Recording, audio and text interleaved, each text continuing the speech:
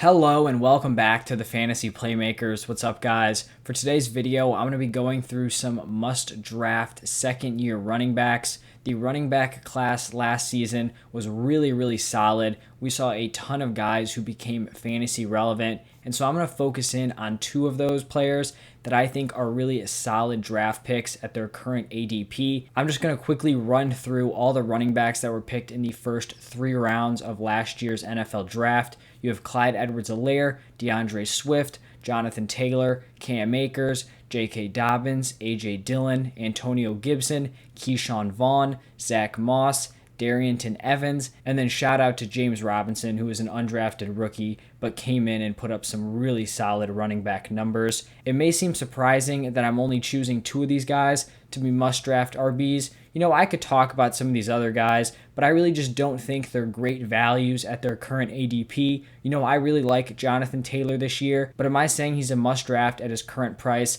Definitely not. Same thing with Antonio Gibson. I really like the player, and I think he's going at a fair ADP, but I just don't think it's one of these spots where there's a clear value. So I'm just going to lock in on the 2 players where I see a ton of value, and I'm going to start it off with Clyde Edwards-Helaire. He was the last pick in the first round going to the Kansas City Chiefs, and he had a ton of fantasy football hype going into the season. I mean, some of the craziest rookie running back hype I think we've seen in a long time, up there with guys like Saquon and Zeke. Unfortunately, he didn't really perform like those guys, but the overall argument for him was that he seemed to be a perfect fit in this Chiefs offense. Andy Reid had been really successful using dual threat running backs, and then also the Chiefs are just a very high-scoring team overall, so it seemed like a really ideal spot. And then also Damian Williams opted out, so it seemed like he was going to have some pretty limited competition in that RB room, and that led to his draft price basically being a late first-round pick, and that resulted in a lot of very disappointed fantasy owners. He finished as the RB 23 in points per game,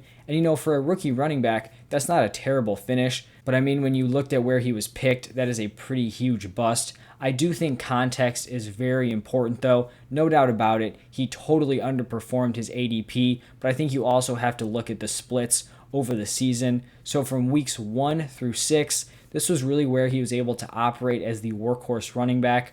He did not have a ton of competition, and I mean, he was getting a lot of touches, was averaging 17.8 carries per game, 3.5 receptions per game. I think people thought he would be a little bit more involved in the receiving game, but those are still very respectable numbers, and that is workhorse volume 100%. He totaled 10 or more carries in every one of those games. He was extremely unlucky with touchdowns during that stretch. He touched the ball 128 times and only scored once. So, I mean, that's just like freakishly unlucky. He had a few touchdowns called back with penalties, which was obviously unfortunate. And I'm not saying he's a guy that I think is going to have super high touchdown upside. I do think running backs on the Chiefs are going to have the opportunity to get into the end zone just because it is such a high-scoring offense. But I also understand that the Chiefs score a lot of their points through big plays. They're not one of these teams that drives the ball down the field in these short little chunks. I mean, they get some huge plays. So, obviously, if Patrick Mahomes is going out and he throws like 4 touchdowns a game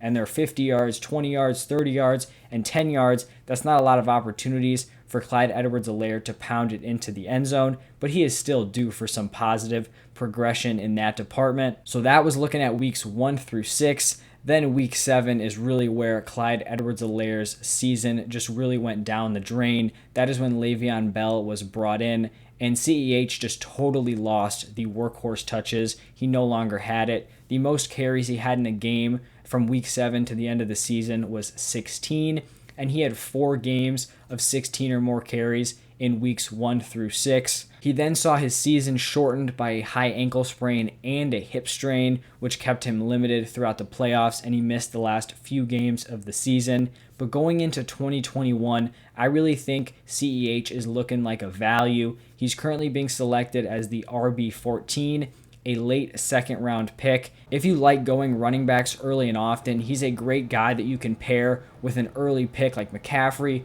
Cook, Derrick Henry, Kamara, all of those guys. That creates a great start to your lineup. And this year he is lined up to be the workhorse. Le'Veon Bell is gone. He was trashing on Andy Reid, so there's no way they bring him back.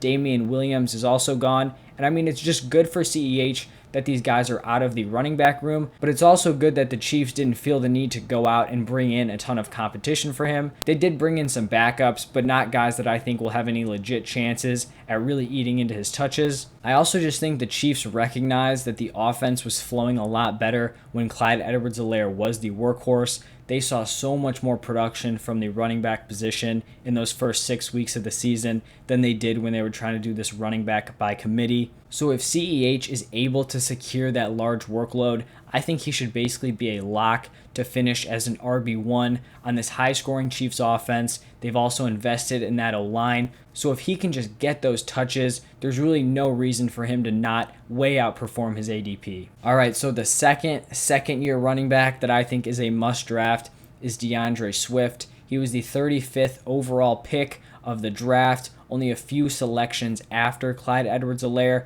and I really loved DeAndre Swift as a prospect, and I think a lot of other people in the fantasy community did as well, especially, dynasty-focused people, but I think a lot of guys started backing off of him after they saw his landing spot, which I mean is totally fair. Lions has basically been a dead zone at running back since Adrian Peterson, but he still put together a pretty solid rookie season. He finished as the RB19 in points per game, and that was actually pretty crazy when you just look at the lack of volume he had. He only averaged 8.8 carries per game, which was 40th in the NFL. He spent the season in this very crowded backfield with Adrian Peterson and Kerryon Johnson. It was really some mind-blowing coaching decisions. I mean, it really just did not make any sense why DeAndre Swift wasn't taking over the workhorse role. He was clearly the best running back in that room. I mean, even when they finally did give him the starting job, Adrian Peterson came out and said that they should have made the move a lot sooner. So that tells you everything you need to know right there.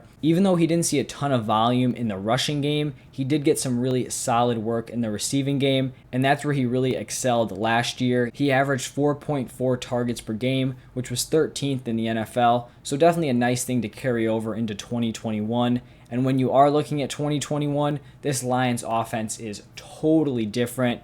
You're going from Matthew Stafford to Jared Goff. You no longer have Kenny Golladay or Marvin Jones. That running back room is looking a lot different as well. No more Adrian Peterson, no more Kerryon Johnson. They brought in Jamal Williams, who I do think is going to have a decent role, but I don't think it's going to ruin DeAndre Swift's fantasy value. He's currently being picked as the RB15, so he's basically the next running back off the board after CEH, but I mean, they're going very far apart. I mentioned CEH as a late second-round pick.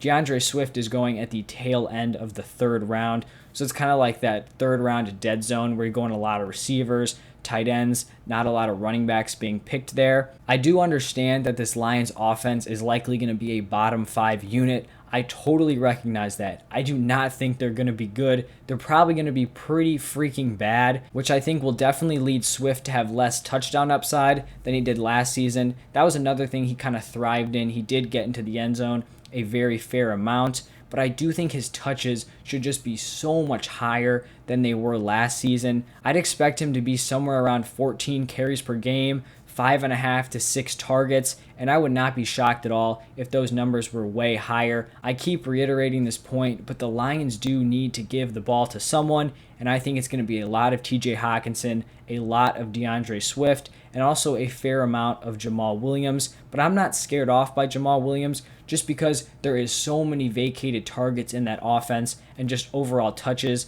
that need to be soaked up. And so I think DeAndre Swift should definitely be getting enough volume to perform up to his current ADP. All right, so those are the 2 second-year running backs that I think are must-own, must-draft players for fantasy this year. It's Clyde Edwards-Helaire and DeAndre Swift. I'm going to be getting a lot of those guys in my fantasy drafts. Let me know down below if you guys agree with these 2 players. Are you high on these guys at their current ADP? Comment down below. Let me know your reasoning. I'll respond to everyone who comments. And then if you enjoyed this video, please just hit that like button and subscribe to the channel. That really helps support me, and I would really appreciate it. But that's all I have for you guys today. Thank you so much for stopping by, tuning in, watching, and listening. Look out tomorrow. I'm going to be putting out a similar video to this, just talking about the second-year wide receivers. So if you guys want to check that out, take a look tomorrow. But that's it for today. Thank you guys again, and I'll see you guys tomorrow.